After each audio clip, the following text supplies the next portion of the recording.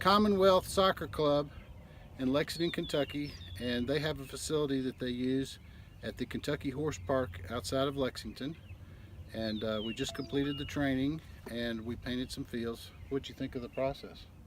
Um, Pretty simple, easy to use. Pretty impressed with how quickly we were able to get it up and going and get fields painted today. So we got 2 fields done yesterday. We did another 2 this morning.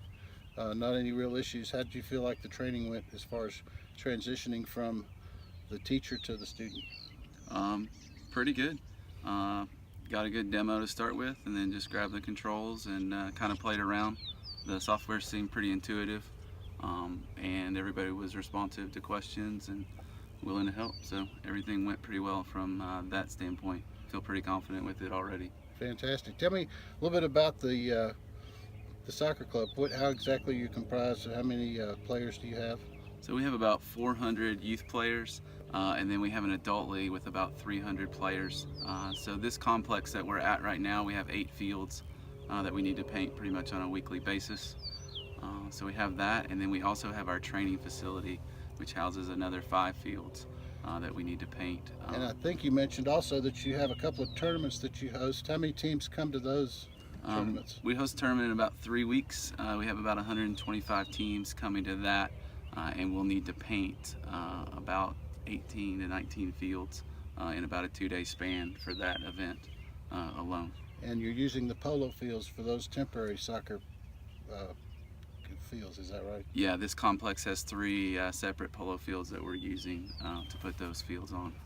Okay, and last but not least, what made you decide to reach out to Turf Tank to investigate this as opposed to the way you've been doing it traditionally up until now?